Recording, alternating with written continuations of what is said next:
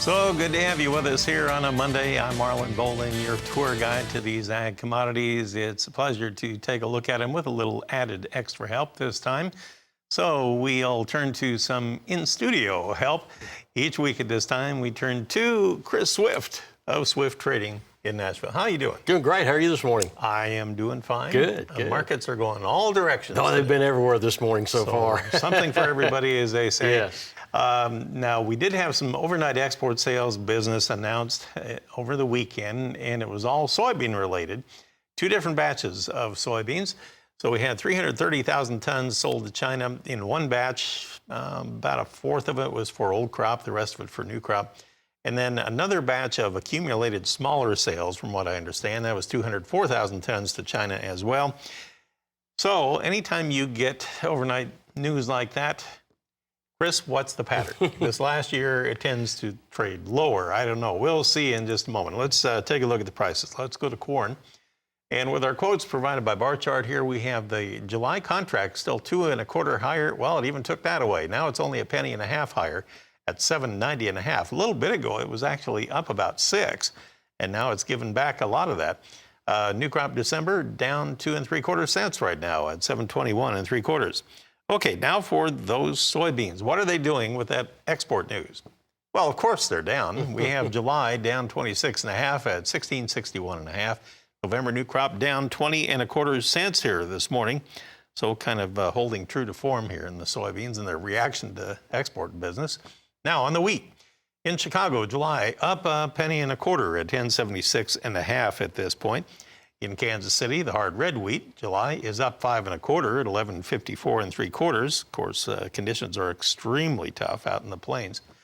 And Minneapolis spring wheat, July up 7 3/4 at 11.70 1/2. Chris, I imagine that a lot of the spring wheat producers are still having trouble getting in the ground. A lot of wintry weather up there. It is, and where it's not wintry weather, it's still very dry and unpresentable to be planting in. So. All right, speaking of which, in the central and southern plains, we're talking about the fires and the wind and the dryness and lack of rain ever since last summer. Does this wheat market have more room to go, do you think? I have to believe so. It looks like it's more in a consolidation plan than it is into a bear market after we made that top. And so when we look at what could happen next onto it, we don't see any weather coming in that's going to promote further wheat production there to it. And we know that Minneapolis spring wheat going in, it's still very, very dry and not probably going to see much. As we saw the 6 to 10 day weather forecast still above, below normal temperatures and below precipitation. So let's talk about something too. One of these outside markets, the energy markets. You and I were just talking before we came on live here. Take a look at this crude oil market that has taken a nosedive here in just the last, a couple hours here. We have the, let's go with June. It is now on the top line. June now $5.56 lower at 96.53. And it has kind of fallen out of bed. And you and I were talking about the fact that is there just a general fear of lack of usage because of all the shutdowns in China? And is that scaring everybody now, or what's going on? Well, and we know that China actually shut down last week, so it's probably ongoing more than anything. But yeah, it's a combination of China. When you're at home, you don't get to go out and drive too often much or catch the bus. And we know here in the United States that inflation is starting to finally impact the consumer's discretionary spending habits. So we believe that to some extent they're now having to choose what they want to do a little bit more carefully, and maybe sometimes we see the gasoline take a sidestep and we stay closer to home than travel. So the economy in general, there's more and more talk about rising interest rates and the economy just kind of screeching a little bit.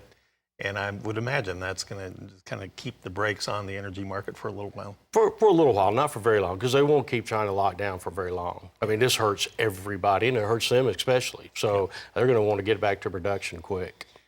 All right, we'll come back and we'll take a look at our livestock trade. Remember, we had those USDA reports that came out Friday after the markets closed, and we'll look at the impact of those and the outside factors when we come back.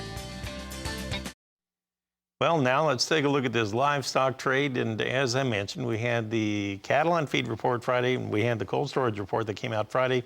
Let's see how the markets are holding up, if at all. Okay, they seem to be kind of bearish numbers, and we'll talk about it in a minute. On live cattle, we have the June contract, wow, down 252. We're at 135.92 right now, and you have August down $2.77 as we speak. Let's move on to take a look at the feeder cattle trade. So here we go. May feeders. Chris, is this the one you would look at? Would you look at May or would you look at August now? May. May. Still, okay, yeah. $3.10 lower at 160.77 after a high of 162.35 today. Now the August is down $2.12 at 174.77.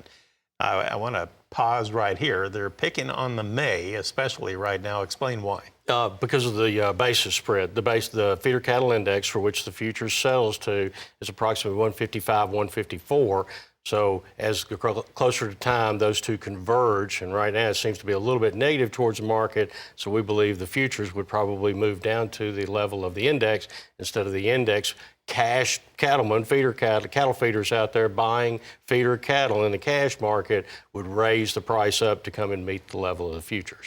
Now, unlike on the live cattle where you have delivery, physical of delivery, contracts, right. On feeders it's cash settled. Cash right? settled to the feeder cattle index. Explain why that's so much different on the market. Well, in the physical, you still have to take delivery, make or take delivery of the physical inventory, and that could tend to be anywhere in the United States, where in the feeder cattle market, because they really are a very broad spectrum of areas to travel through, you've got to be able to have some kind of centralized price in there. So the CME deducts a 5-day weighted average on feeder cattle prices between 800 and 900 pounds, and then they divide that by the number of animals sold, drop the last day, add the new day, and that begins your index for this particular day. Well, that sounds incredibly simple. Oh my gosh.